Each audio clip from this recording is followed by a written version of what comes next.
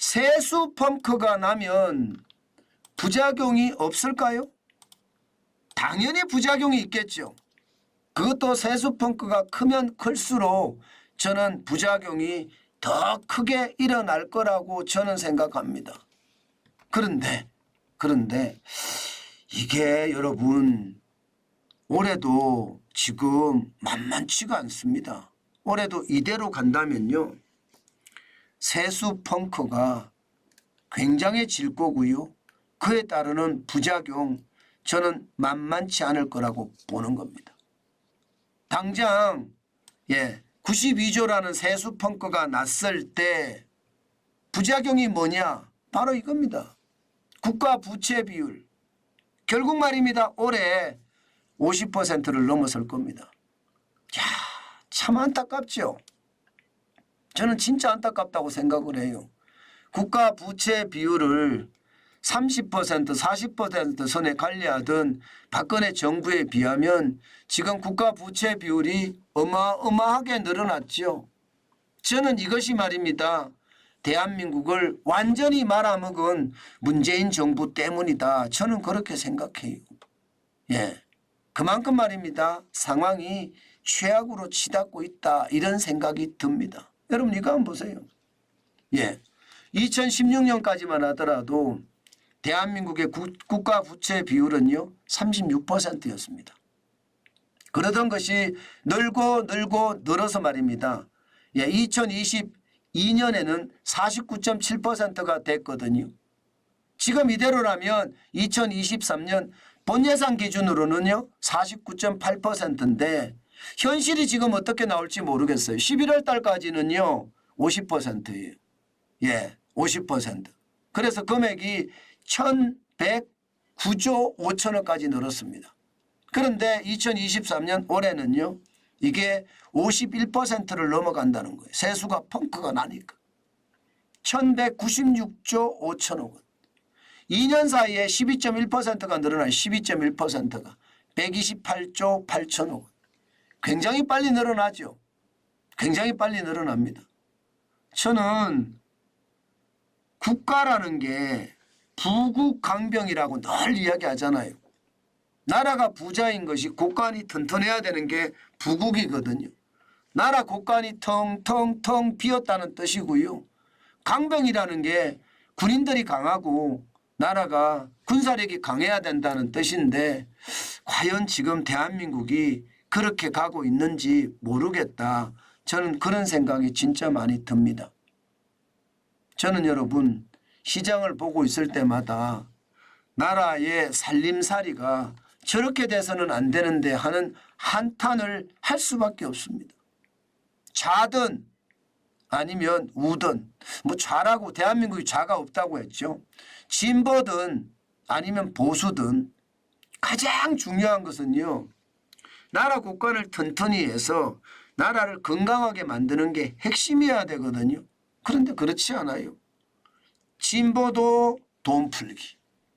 뭐 보수도 아니라고 하지만 진보보다는 덜하지만 돈 풀기는 똑같습니다. 그러니까 이게 2022년 1067조 7천억 원이 1196조 5천억까지 늘어나잖아요. 12.1%가 늘었잖아요. 게다가 세수에 대한 예측을 못하기 때문에 이게 51%보다 더 늘어날 가능성도 높습니다. 무슨 얘기냐? 지금 국세 수입 예상치를 보면요. 2023년 결산치가 344조 1천억 원입니다. 그런데 2024년 예상치는 367조 4천억 원입니다. 전년 대비해서 6.8%가 늘었거든요. 23조 3천억 원이 늘었습니다. 여러분 실질적으로 말입니다. 세금이 23조 3천억 늘 수 있을까요? 지금 이 상태에서 내수가 무너진 상태에서 수출이 완전히 V자 반등으로 회복하지 못한 상태에서 국세 수입이 계속 늘어날 수 있을까요? 쉽지 않습니다. 또 작년처럼 말입니다. 국세 수입의 펑크가 또 날 수 있다는 거예요. 지금 적어도 말입니다. 23조 6천억 원을 늘렸는데 전문가들은요. 여기에서 말입니다. 많으면 15조 정도, 많으면 15조, 적으면 5조 정도가 펑크가 날 가능성이 크다 이렇게 이야기합니다. 그렇게 되면 여러분 세수 펑크의 부작용은 더 커지겠죠. 당연히 더 커질 수밖에 없습니다. 나라 살림도 보면 말입니다. 지금 엉망이거든요. 지금 여러분 보세요. 나라 살림을 보고 있으면 무섭지 않으세요?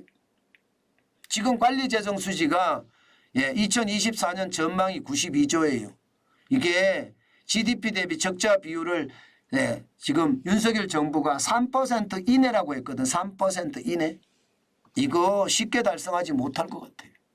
지금 2022년에는 5.4%가 지금 세수 펑크가 나서 나라 살림이 117조 원의 적자가 났었거든요. 역대 최대였습니다. 역대 최대. 그리고 말입니다. 2022년에도 112조 적자가 났었고요. 적자가 재정이 2019년에 54조 4천억 원, 2020년에 112조, 2021년에 96조 6천억 원, 2022년에 117조. 이게 2022년에 117조까지 늘어난 이유 여러분들도 아시죠? 이게 권력 교체기가 되면 아무 책임이 없어요. 그러다 보니까 그야말로 돈 풀기를 나서는데 이게 최악이 된 거예요. 게다가 2023년도요. 1월에서 11월까지 지금 통계가 나왔지만 정부가 당초에 예상했던 58조 2천억보다 큽니다. 현재는 64조 9천억 원입니다. 게다가 올해는요. 올해는 92조까지 늘어나니 부채라는 게 결국은 세수 펑크에서 나온다. 이렇게 이야기할 수가 있죠. 이것을 보면 참 안타깝습니다. 물론 정부가 저는 나라 경제를 살리기 위해서 풀 때 풀고 또 땡길 때 땡겨야 되는 건 맞아요. 그러나 윤석열 정부도 윤석열 그전 정부인 문재인 정부보다는 과하지는 않지만 여전히 여기도 포퓰리즘은 산재해 있거든요. 그러다 보니까 지금 최악의 어떤 시나리오가 써진다는 겁니다.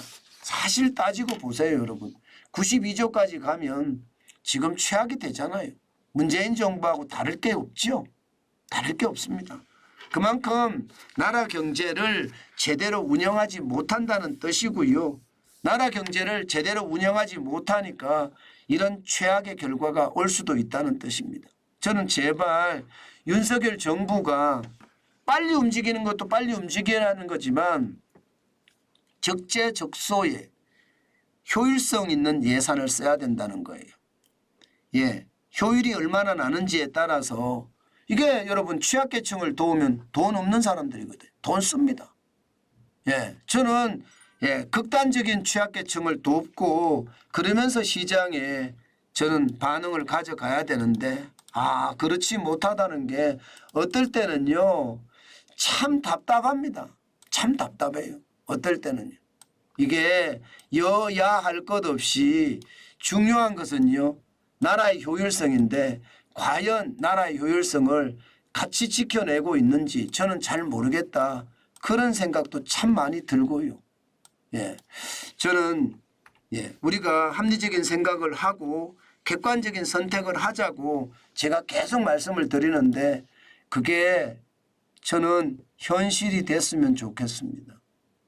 객관적인 선택을 할 수 있게끔 합리적인 생각을 해야 되는데 정부가 먼저 나서는 것 저는 굉장히 중요하다고 생각합니다. 그것만이 대한민국의 경쟁력을 더 강화시켜 갈 수 있는 요소다. 저는 그렇게 생각합니다.